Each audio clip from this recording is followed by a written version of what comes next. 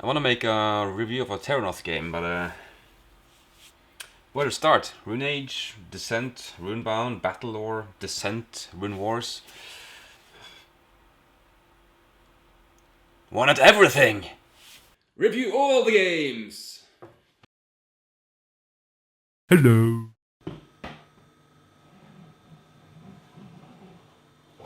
Rune Age! Okay, this game is set in the world of Terranoth. So it's the same world as Descent and same as Rune Wars and Runebound or Dungeon Quest. So let's find out how this works. It's using deck building as its main mechanism. So, deck building, that's been used before, right? Well, how does this differ? So, there's nothing here. Well, first you need to make a choice. Which scenario do you want to play? And it really matters because each scenario that comes with the base game is very different. One is like very competitive, you need to eliminate the other players. One is cooperative, you need to struggle against a common goal. And one is semi-co-op, like there's one enemy in the game and you have to defeat him, but he's going to crush all of you guys if you don't cooperate some kind. So then you have the semi-combative. So there are slight differences between the scenarios, and usually I go with the semi-cooperative, where you just have to be the first one to defeat the enemy, because that is the easiest one to explain. And it's not so mean anyway, because I'm really opposed to player elimination. It will happen in this game, but usually it's at the end game and it doesn't really matter because the game is almost finished. This game comes with a lot of cards, as you see. So I really haven't found a system how to sort this out, because some of these cards are used in some scenarios, but some of them are used in more than one scenario. So I can't just make a bank of one scenario and one bank of another scenario. No, because they are used in separate scenarios. So I don't want to go through all the banks. Oh, where's this card? So right now I just have these together and these together, and I just have to find the cards each round. So I think the setup is a bit annoying, but once you get to play, usually it is worth it. In this video, I'm going to set up for the Resurgence of the Dragon Lords. So this scenario is about be the first one to defeat the common enemy, and the one to do it wins. So that is the most played game scenario that I do, but it's also the easiest one to explain. Before you start playing, you need to choose a race or a faction. We have the Latari, which are elves, we have the Uthuk, which are orc-like, the Khan, which are humans, and the Waikar, the Undying, which are undead. And you can expand with 2 more races in the first expansion. And one thing the expansion does is to fix the elves. The elves are hard to play. They are really not that good to play. So let's just say you can choose from 3 races, unless you get the expansion. Then you can choose the 4th again. To set up the game, you just need to follow these instructions. Wow, a whole page. But once you've done it a couple of times, you just refer to this down here, and it's kind of easy. But why don't I have this available? It's like page 4. Why not on the back side here? Because you need to refer to it every game. I don't remember the numbers, so kind of an annoying is that, but still, it's easy to set up once you've done it a couple of times. This is the setup for 3 players. I really haven't counted the cards here because this is just a demo. But here we have my own things. And this player has his things, and this is the center where everything is available. So this is called my barracks.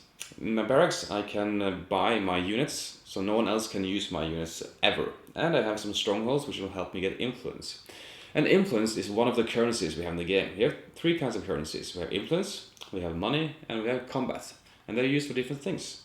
So the cards in the center here, you spend influence to buy them, like more money or special units. And the cities here, the neutral cities, you have to have combat to take those. And the guys in your barracks you need money for. So you need to manage those 3 currencies depending on what you're after. And what you're after is really depending on your race. Because each race has their own special abilities, and sometimes you don't want money in a deck, sometimes you want a lot of money in a deck, and sometimes you just want to have your own units in a deck, and it really varies on what race you have and what strategy you have and what scenario you're playing, and that really makes the game worth trying over and over again. So replayability is the key here. The first time you play it, you might not know what you're doing and maybe just play the humans, but once you get into the game, you kind of know what you're going for and you have a plan. And that is what makes this game good.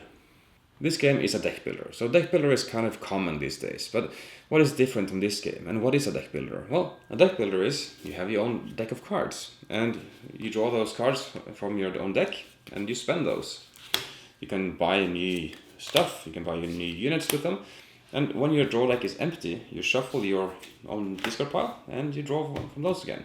So in that way, you're building up your own deck to deck building, you know.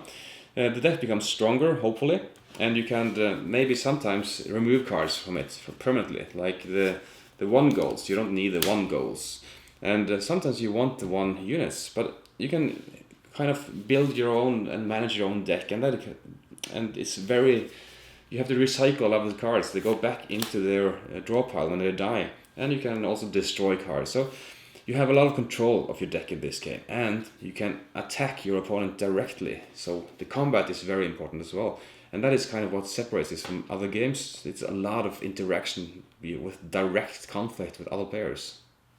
Combat is kind of essential to this game, and combat is fun as well. I use my cards on my hand to attack an opponent. So I'm saying, I'm going to attack this neutral city that you currently own. Okay, so as the attacker or aggressor, I have to play a card first. I'm going to play a footman. And this has a when played effect. Reveal the top card of your deck. Okay, reveal it. If it is a footman, draw it into your hand. It is a footman. I'm going to take it into my hand. Now my opponent can play a card. He's going to play Reanimate against me. Reanimates allow him to search through his discard pile and add a new Reanimate to the combat. But he currently doesn't have a discard pile, so nothing happens. And as the attacker, I knew this because that is why I attacked him, because he doesn't have Reanimate. So that is one choice to make. So I'll play another footman. Reveal the top card of the deck. Oh, gold. Okay, I'm just going to discard it. So he plays another card. Let's say he plays a Skeleton Archer. Destroy 1 opposing unit whose strength is equal to or less than the total strength of all skeleton archers. So he's going to destroy a footman. And it's gone back to my purchase pile of barracks, so I'll lose it from the game. Or from the hand, at least.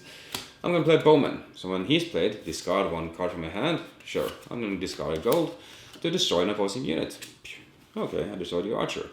And this goes back and forth until both have passed, and the one with the highest value wins.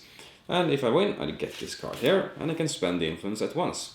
So combat is fun, and it is exciting as well, because you don't know what the opponent has. Sometimes you're sitting with this as your combat hand. Let's see. Gold. And you hope that no one is going to attack you, because you can't defend at all. Well, as I mentioned, this is a scenario, and in scenarios, things happen, right? Yeah. Here we have an event deck, and each time it is the start player's turn, we have to check the event. So this says, Rally Support. I have to give this card to my player, to the player to my right.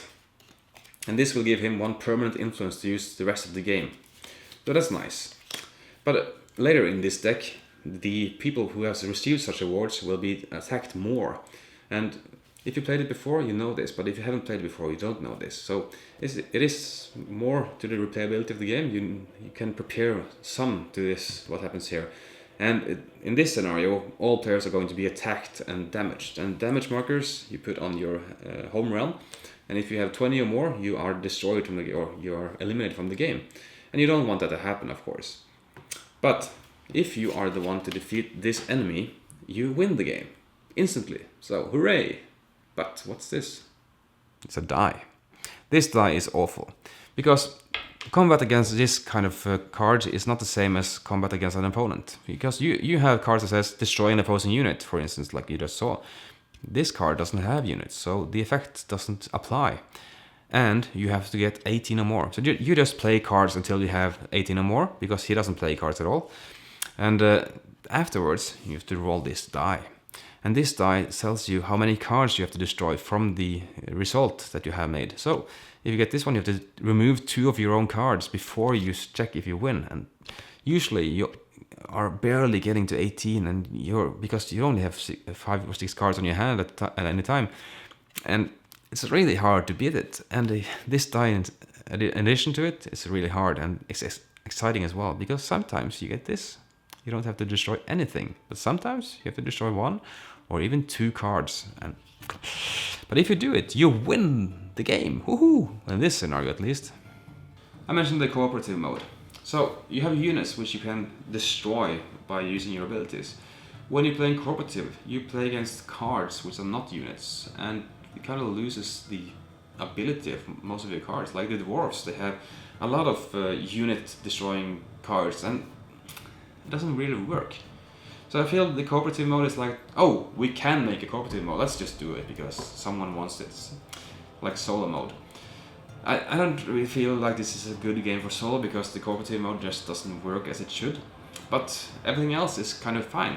I don't like the all against each other mode because, as I said, I don't like player elimination. But if you do like that, this is a good game as that as well, because you have a lot of interaction here. You attack, you destroy, you claim, you lose figures or units, and you gain units, and you have a lot of control of your deck. And yeah, I just like how this game flows.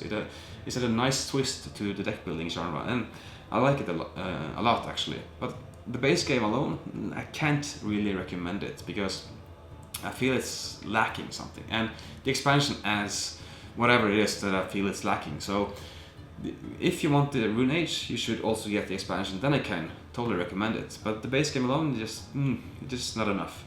But it is a good game. Okay, thanks for watching, and if you would like to influence the next game I'm going to review, check out this Patreon account. Or if you just want to support me, that's okay, I will really much appreciate any support I get, so thanks for that. But thank you for watching, and I hope I see you again in the next episode of Trakas Reviews, so see you then. Thanks so much for watching the Dice Tower videos. Find more great videos and reviews, as well as our top-rated audio podcast at Dicetower.com. You can also find other great shows at Dicetowernetwork.com. I'm Eric Summerer, and you've been watching The Dice Tower. The Dice Tower is sponsored by Cool Stuff Inc., where you can find great games for great prices. Cool stuff in stock. Check them out at CoolStuffInc.com.